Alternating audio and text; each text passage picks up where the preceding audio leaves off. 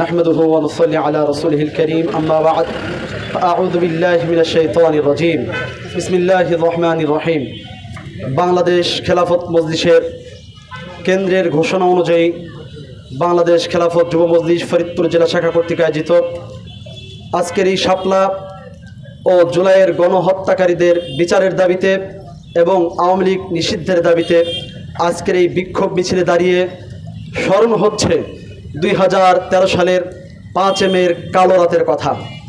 যেই রাতে শাপলা চত্বর থেকে সরিয়ে দেওয়া হয়েছিল সাংবাদিকদেরকে, যেই রাতে শাপলা চত্বরকে বিদ্যুৎ সংযোগ থেকে বিচ্ছিন্ন করা হয়েছিল, যেই রাতে শাপলা চত্বরকে করা হয়েছিল তথ্য জগৎ থেকে সম্পূর্ণ বিচ্ছিন্ন।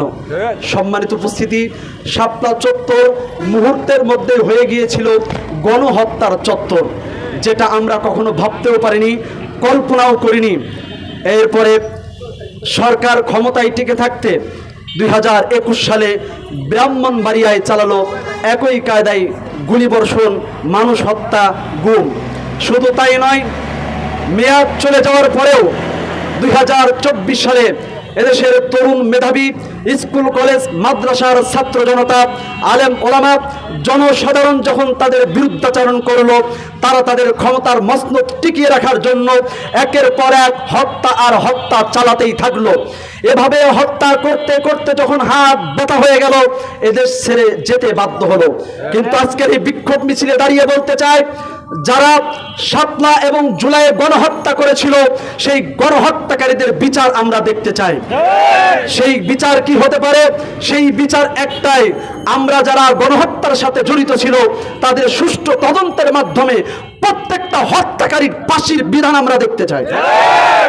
সম্মানিত উপস্থিতি, আমরা জীবদ্দশায়, আমাদের জীবিত থাকা অবস্থায় এই সমস্ত সন্ত্রাস বাহিনীদের যদি ফাঁসির কাস্টে ঝোলানো না হয়, আগামী প্রজন্মকে আমরা বলে যাব, আমাদের সন্তানদেরকে বলে যাব, এই সমস্ত আওয়ামী লীগ সন্ত্রাসী যারা মানুষ হত্যা করেছিল তাদের ফাঁসির কাস্টে ঝুলানো না পর্যন্ত রাজপথে যেন তাদের বিরুদ্ধে সংগ্রাম চালাইতেই থাকে, চলতেই থাকে।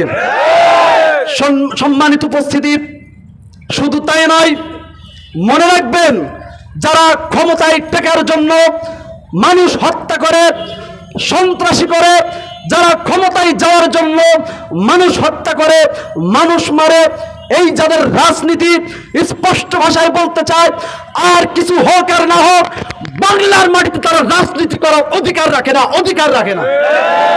সম্মানিত উপস্থিতি, পরিশেষে বলতে চাই, শাপলা চত্বর এবং জুলাইয়ের রক্ত আমরা বৃথা যেতে দিব না। রক্তের কোনো ক্ষমা নাই যতক্ষণ পর্যন্ত এই হত্যাকারীদের বিচার না হবে, ততদিন পর্যন্ত আমাদের সংগ্রাম চলবে ইনশাআল্লাহ।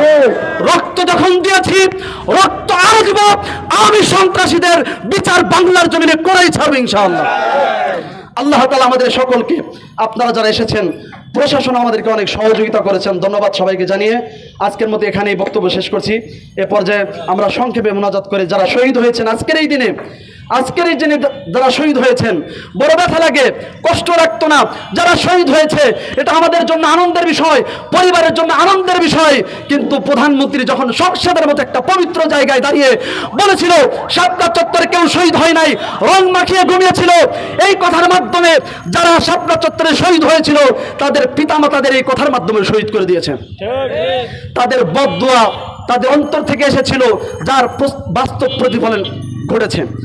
আমরা আগামীতে যারা ক্ষমতায় আসবে তাদেরকে বলতে চাই, ইসলাম, মুসলমান এবং মানুষ হত্যা করে যারা রাজনীতিতে টিকে রাখতে চাইবে, বাংলার জমিনে আগামীতেও তাদের অস্তিত্বের খবর থাকবে ইনশাআল্লাহ। আল্লাহ তাআলা আমাদের সকলকে হত্যাকারী, মানুষ গুমকারী, যারা অপরাজনীতির সাথে জড়িত, সবসময় যেন তাদের বিরুদ্ধাচরণ করে আমরা থাকতে পারি, ইসলাম এবং ঈমান বুকে ধারণ করে আমরা থাকতে পারি, এই তৌফিক আমাদের সকলকে দান করুন। দুরূদ শরীফ পড়ি, আল্লাহুম্মা সাল্লি